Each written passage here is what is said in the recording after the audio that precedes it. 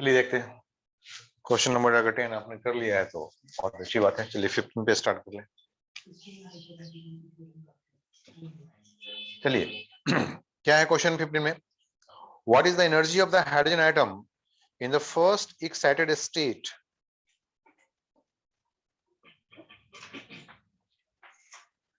if the potential energy is taken to be zero in the ground state?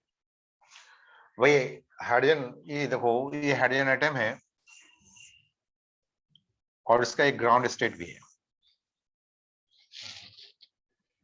ये first excited state ले लिया, ये atom ले लिया है ना, ये हाइड्रोजन एटम है, मतलब ये न्यूक्लियस है हाइड्रोजन का, और ये है ग्राउंड स्टेट n=1, ये है n=2। हमें पता तो है कि हाइड्रोजन एटम में ग्राउंड स्टेट में कितनी एनर्जी होते हैं, कितने होते हैं भाई? बिल्कुल, तो यहाँ पे होते हैं -13.6 इलेक्ट्रॉन वोल्ट, और n=2 में कितनी एनर्जी है भी आपको मालूम है, -3.4 इलेक्ट्रॉन वोल्ट। ये क्या है? पोटेंशियल एनर्जी, काइनेटिक एनर्जी, या कौन सा एनर्जी है? ये टोटल एनर्जी है। That's better, it's a total energy. इस टोटल एनर्जी को हम ई से इंडिकेट कर लेंगे, इसको E1 बोल देंगे और इसको क्या बोल देना है? E2 बोल देना है।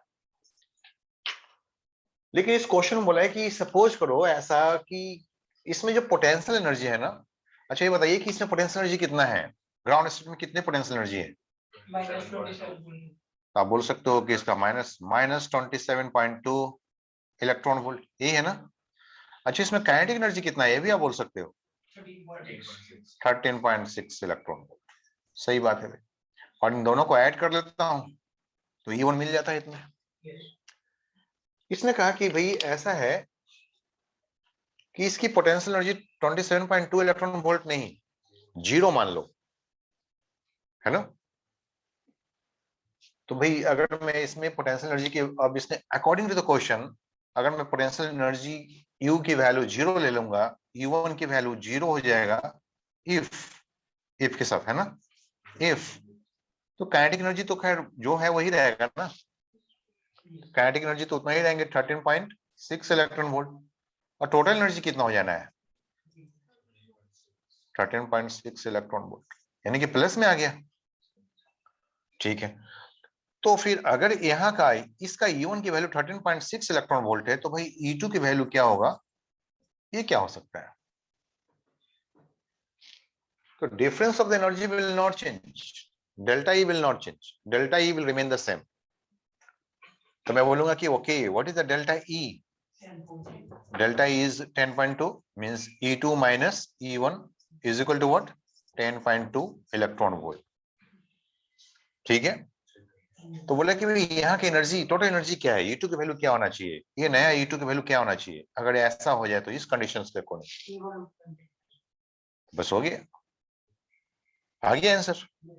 Therefore E2 can be equal to E1 plus 10.2 electron volt. कितना हो गया? E1 की वैल्यू हमारे पास 23.8 इलेक्ट्रॉन वोल्ट। दैट्स इट, है ना? Not clear? The difference of energy should not change. The difference of energy will remain the same. Okay, note कर लिया यहाँ पे। जो मेन टॉपिक है, जो मेन कंसेप्ट है इसमें, डेल्टा E को लेकर के, delta E, difference of energy will not change. यहाँ पे लिख लेते हैं, as difference of energy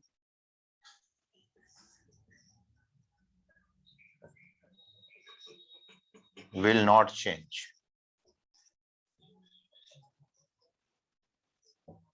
ये इतना ही रह जाएगा।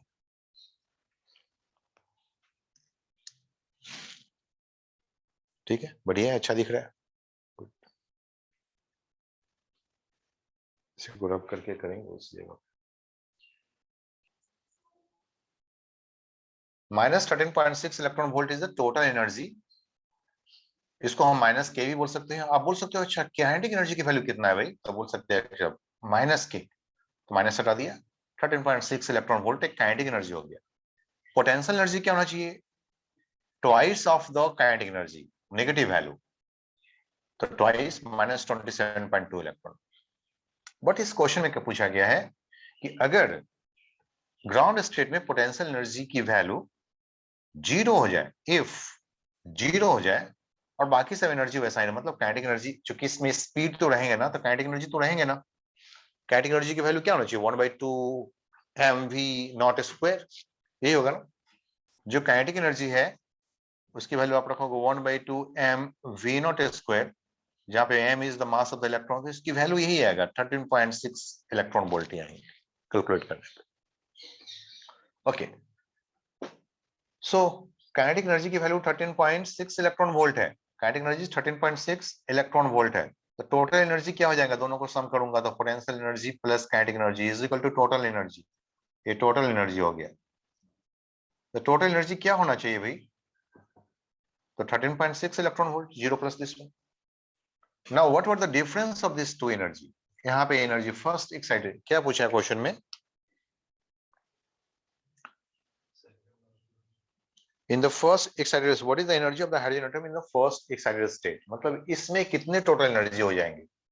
तो जब यहाँ पे -13.6 है तो यहाँ पे -3.4 इलेक्ट्रॉन वोल्ट है, दोनों के बीच का जो difference of energy delta E है ना, कितने का भाई, 10.2 इलेक्ट्रॉन वोल्ट का।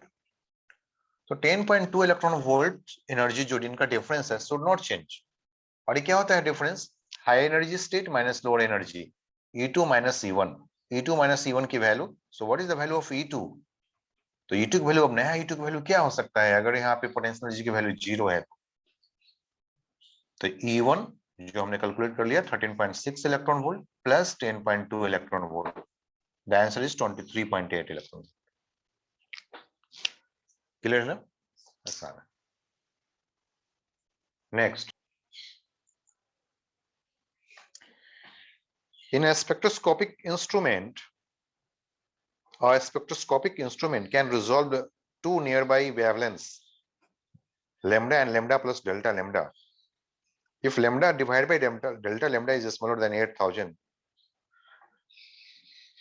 जो स्पेक्ट्रोस्कोपी इंस्ट्रूमेंट्स होते हैं वो वेवलेंथ पे बेस्ड डिवाइस होता है जो कि स्पेक्ट्रल लाइंस को मेजरमेंट कर सकते हैं वहां से। This is used to study the spectral lines of the Balmer series of hydrogen atom. Okay, approximately how many lines will be resolved by the instruments after, तो कितने number of, how many lines will be resolved, मतलब कितने number of lines मिलने वाले हैं। तो what we have to find, we have to find the number of lines, number of spectral lines, number of spectral lines, spectral lines by using spectroscopy, तो by using a spectroscopy, भाई ये question advance के लिए तो ठीक है, बाकी सब एग्जाम्स के लिए इंपॉर्टेंट नहीं है, ठीक है ना। तो number of lines, number of spectral lines जानना है ये स्पेक्ट्रोस्कोपी से, और इसने कुछ बताया है कि भाई क्या बताया, लेमडा डिवाइड बाई, हाँ, इसने एक बताया कि भाई lambda divide by delta lambda is less than 8000 है इस स्पेक्ट्रोस्कोपी के लिए, फॉर दिस पर्टिकुलर स्पेक्ट्रोस्कोपी, है ना, फॉर दिस स्पेक्ट्रोस्कोपी। चलिए, कोई आइडिया आपको डेवलप करेगा यहाँ से कुछ, ओके। सो और भी देख लें, two and can resolve two nearby wavelengths, okay, और nearby, two nearby wavelengths के लिए हमें काम करना है, और फोर बाल्मर सीरीज के लिए, ये किसके लिए काम करना है भाई, फोर बाल्मर सीरीज के लिए काम करना है। तो बाल्मर सीरीज में क्या होना चाहिए, जो लोएस्ट यानी कि लोअर एनर्जी स्टेट किस में आना है, बाल्मर सीरीज का मतलब क्या है, एन की वैल्यू क्या आ रहा है भाई, एन इज इक्वल टू 2 आ रहा है। बाल्मर सीरीज, लेमन बाल्मर हमने देखा था, एन इसको मतलब ऐसे है यहाँ पे, एन इज इक्वल टू 1 है, एन इज इक्वल टू 2 है, और ये फर्दर हायर एनर्जी स्टेट्स है ऐसे ऐसे, है ना। तो सभी ऐसे स्पेक्ट्रल लाइंस क्या होगा, इस पे आना है, तो ये यहाँ से आ रहा है, तो ये यहाँ से आ रहा है, तो यहाँ से भी आ रहा है, तो यहाँ से कितने number of, suppose n is equal to 2 हो गया, एन इज इक्वल टू 3 हो गया, n is equal to 4, n is equal to 5, n is मैं तो 6 लाइन ड्रॉ के लिए n इज इक्वल टू 6 ले लिया था, ऐसे डॉट डॉट डॉट कुछ और आएंगे, कोई पर्टिकुलर n आ जाएगा। अच्छा 6 लेता हूं तो कितने number of lines, number of spectral lines आ गया बालमर के लिए? 3 n, कितना हो गया? यही आ गया ना? हाँ 6 माइनस दिस 4 आ गया ना, ठीक है 1 2 3 4। अगर हमारा n की वैल्यू 6 होगा तो हमारा आंसर क्या हो जाएगा? 4 नंबर ऑफ, तो ये number of, these are the number of spectral lines. ध्यान दीजिए, समझ में आ रही है बात? नहीं नहीं, वो तो मैंने ऐसा आर्बिट्री ले लिया, समझा रहा हूँ। n की वैल्यू 6 7 भी ले सकता हूँ, मतलब 6 ड्रॉ कर लेता, यहां तक जाएगा। अगर n आ जाएगा, सपोज n की वैल्यू कोई पर्टिकुलर n कैलकुलेट कर लेते हैं इसके अकॉर्डिंगली, तो नंबर ऑफ स्पेक्ट्रल लाइन क्या हो जाएगा? n-2, है ना? मतलब 6 है तो 4 आया, 5 होगा तो 3 आएगा, 4 है तो 2 आएगा, 3 है तो 1 आएगा। हाँ वो तो total number of spectral lines बताया था। ये सिर्फ बालमर के लिए है, उसमें टोटल यहां से यहां भी आएंगे, वो यहां से यहां पे भी आएगा, यहां से फिर यहां भी आएगा, यहां पे ऐसे ऐसे कर करके आते चले जाएंगे। और ये किसके लिए है? ओनली फॉर बालमर सीरीज के लिए। वो ऐसा ही बोलता कि नहीं बालमर के लिए नहीं, ब्रैकेट के लिए क्या होता है, या पैशन के लिए क्या होता है, या लेमन के लिए क्या होता है, तो उनके लिए हम अलग अलग लेकर के आते हैं।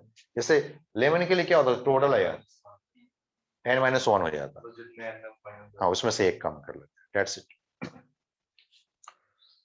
तो आवर आंसर शुड बी, तो what is the value of this n? इसी n की वैल्यू हमें कैलकुलेट करना है भाई, कम ऐसा है। तो हमें n की वैल्यू को कैलकुलेट करना है, तो व्हाट, तो जो get the value of n, what is the value of n by this information, by using the information, ये कैलकुलेट करना है हमें। And our answer should be, हमारा आंसर क्या होना चाहिए? n-2 होना चाहिए, ये होना चाहिए हमारा नंबर ऑफ, ये हमारा number of spectral line, spectral line total number of नहीं है भाई, spectral lines 4 Balmer series only. और लेमन बालमर फिर क्या होता है? पैशन होते हैं, तो पैशन के लिए n-3 कर देंगे, लेमन के लिए n-1 कर दूंगा, एंड सो ऑन, ठीक है ना? तो एक ये चीज तो, अगर ये क्वेश्चन नहीं भी होता तो कम से कम ये क्वेश्चन का आंसर तो आप कर सकते हैं इस तरीके से। अगर नीट में या जेईई मेन में कुछ ऐसे क्वेश्चन आ जाए कि n है तो बालमर सीरीज के लिए कितने नंबर ऑफ स्पेक्ट्रल लाइंस है, तो उसकी वैल्यू क्या हो गया? n-2। लेमन के लिए क्या हो गया? n-1। पैशन के लिए क्या हो जाएगा? n-3, अगर n से आएंगे तो 4 बालमर सीरीज, तो 4 बालमर सीरीज। अब जैसा कि मैंने कहा कि नहीं, ये क्वेश्चन जो इन्फॉर्मेशन जिस तरह से गिवन है उस तरीके से जब कैलकुलेट करना हो तो देखते हैं, लेट्स सी। तो पहले इतना नोट कर लीजिए सभी, उसके बाद हम इसको फिर रब करके फिर यहाँ पे बताएंगे। RHC की वैल्यू क्या होगा? You can say RHC is equal to 13.6 electron volt. तो हमें यहां से आगे काम करना है, ठीक है ना? Is it okay? तो इसको डिस्कस करते हुए इंफॉर्मेशन आ गया आपके पास। अब मैं इन सबको हटा देता हूं यहां से और आएगा काम करता हूं।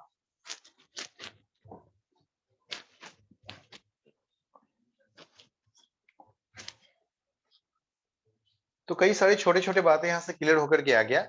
Number of spectral line for a particular region, Balmer Paschen जो भी रहेगा उसकी वैल्यू हम कैलकुलेट कर सकते हैं। अब इस क्वेश्चन के अकॉर्डिंगली हमारे ये जो इक्वेशन है इससे आगे काम करते हैं। ओके भाई ध्यान दो इधर, अब आगे काम करें। यहाँ क्या करें? यहाँ पे what is 1 upon lambda? 1 upon lambda is equal to क्या आया था आपके पास? -13.6। आप इसके पे आर, मैं यहाँ पे आर लिख लिया हूं तो आर भी लिख लेता हूं, लिख लूंगा यहाँ पे क्या आर कर लूं यहाँ पे -r, ऐसे भी कर सकते हैं, आर से कोई मतलब नहीं, ठीक है? ओके -r और 1/n² माइनस 1/4 ऐसे लिख दूं? Is it okay? ओके, अच्छा इस माइनस n को मैं इधर लेकर के आ सकता हूं, यहां पे लिख सकता हूं r, और यहां पे क्या कर दूं? 1/4 माइनस 1/n² कर लेता हूं, क्योंकि ये n हायर होता है ना, ये लोअर है ना, तो ये लो वैल्यू फिर नेगेटिव नेगेटिव आएगा ना, तो यहाँ पे पॉजिटिव आ जाएगा आपके पास। Is it okay? ओके, अच्छा कभी हमें लेमडा की जरूरत पड़े तो आप क्या लिख सकते हैं? This is 1/λ। What is the value of lambda? Can we use the lambda? Lambda की वैल्यू क्या हो सकता है? तो लिख लेते हैं, यहां से सॉल्व, यही है 1/, दिस इज 1/λ। इसको सॉल्व कर लूंगा तो आएगा कुछ, देखना एक 1/λ can be equal to what? ये तो r है, यहाँ पे n² माइनस 4 हो गया, चूंकि हायर एनर्जी स्टेट, ये पॉजिटिव वैल्यू आएगा आपको, एंड 4n²। तो therefore what is the lambda? The lambda is 4n² divided by n² minus 4.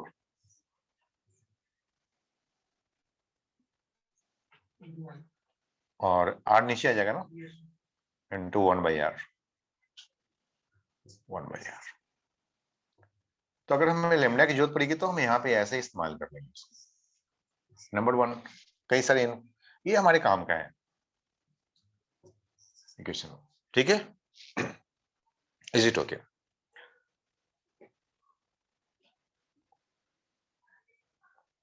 अब आप वहां पे आ जाओ, इस रिलेशन से आ जाओ। अब जो गिवन इंफॉर्मेशन है ना, उसके अकॉर्डिंगली हमें काम करनी है। तो इसको मैंने बी बोल लेता हूं, इसको ए बोल लेता हूं। इसको हम फर्दर यूज कर सकते हैं, जरूरत पड़ेगा तो हमें लेमडा की। नोट करें भाई,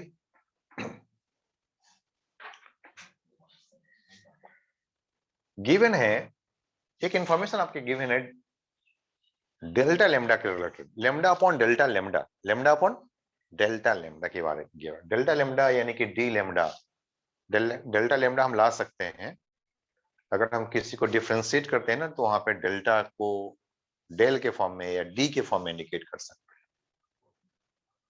तो फ्रॉम इक्वेशन 1 हम यहां से फिर आते हैं और इसको डिफरेंशिएट करते हैं, डिफरेंशिएटिंग बोथ साइड